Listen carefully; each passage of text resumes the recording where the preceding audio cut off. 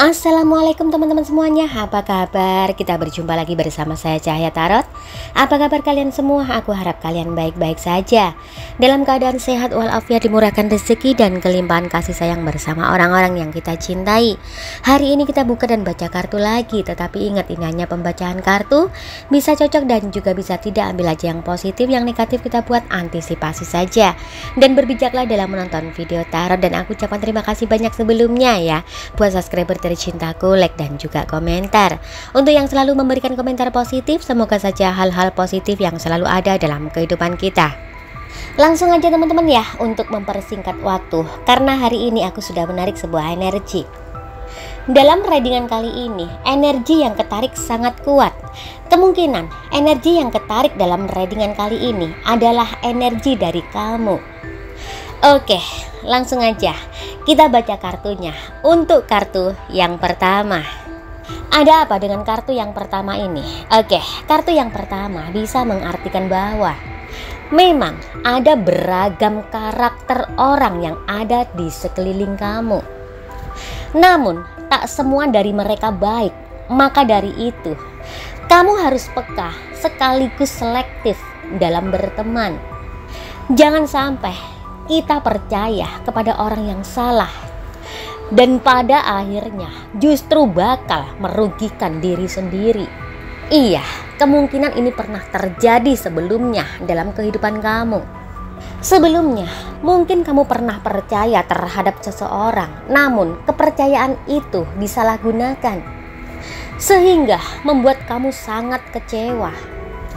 Memang benar, seseorang yang pernah kamu percaya sebelumnya, dia adalah seseorang yang suka mencari-cari kesalahan orang lain. Siapapun orangnya yang pernah menjalin hubungan dengannya, ujung-ujungnya selalu pasti ada permasalahan. Intinya, dia adalah seseorang yang hanya berfokus pada kelemahan orang lain, bukan pada kelebihannya. Contohnya kamu pernah difitnah oleh si dia. Fitnah adalah perbuatan buruk yang bisa merugikan antar sesama. Tentunya setiap orang tidak ingin dituduh atas apa yang tidak pernah dilakukannya. Tapi pada kenyataannya, fitnah bisa muncul tanpa diduga. Seperti apa yang pernah kamu alami. Kamu difitnah, dituduh, sedangkan kamu sendiri tidak tahu apa-apa. Tentunya pasti ada sebab mengapa dia sampai memfitnah kamu. Iya, itu karena memang perasaan dia yang tidak suka dengan kamu, menaruh kebencian terhadap kamu, serta iri dengki. Iri dan dengki karena dia tidak pernah bisa di atas kamu. Selain selalu mencari kesalahan-kesalahan kamu, dia juga sangat gemar menggunjingkan keburukan orang lain di belakang. Dia tidak masalah untuk membicarakan kelemahan orang lain karena dia merasa itu bisa menjadi kekuatannya. Melebih-lebihkan cerita sudah jadi kemampuannya. Dia tidak masalah untuk memoles cerita supaya terdengar lebih menarik dari kenyataannya. Melebih-lebihkan cerita tentang kamu sengaja dia lakukan supaya membuat orang lain tertarik mendengarnya dan ikut terpengaruh. Iya, memang benar, dia memang suka memfitnah. Dia sesungguhnya tidak suka melihat kelebihan atau kesuksesan dari kamu. Dia lebih suka menjatuhkan orang lain dan melihat orang lain gagal. Termasuk dia lebih suka melihat kamu mengalami kegagalan dalam segi apapun. Dia menghalalkan segala cara demi memperoleh hal yang dia inginkan. Iya, karena kamu sering menjadi sasaran fitnahan dia, menjadikan kamu lebih waspada dengan siapapun. Memang kamu lebih diam atau tidak terlalu terbuka tentang kehidupan pribadi kamu sendiri. Maka dari itu dia mengira tidak akan ada orang lain yang akan membela kamu, atau tidak akan ada orang lain yang mendukung kamu.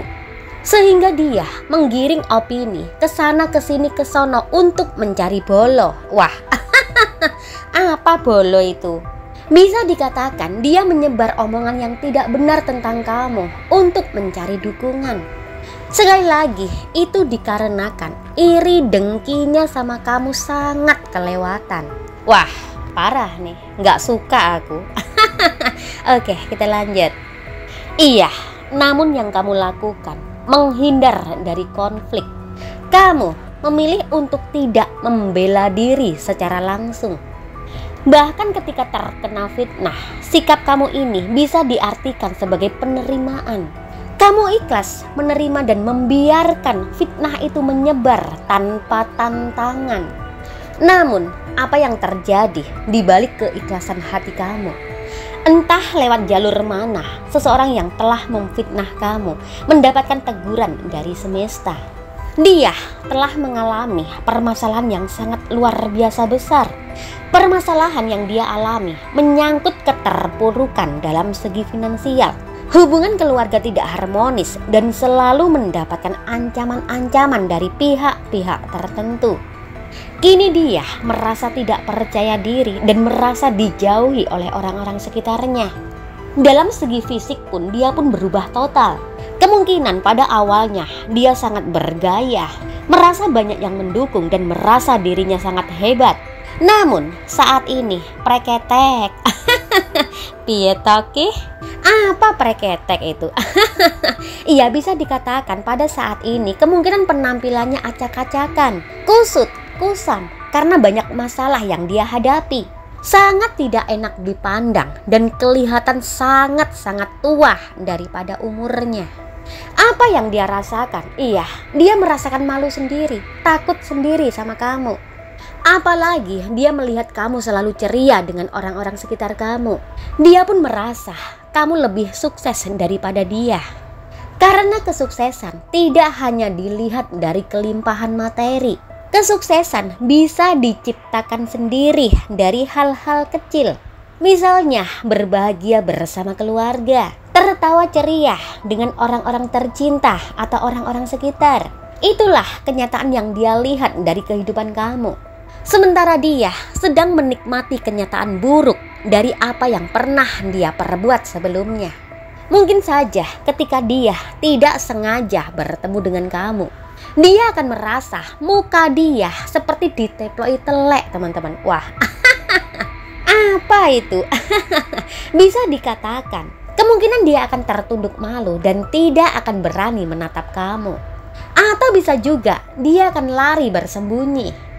Iya, karena kamu pada saat ini di mata banyak orang terlihat sangat berwibawa karena semesta telah meninggikan derajatmu. Itulah yang terjadi dari seseorang tukang fitnah seperti dia.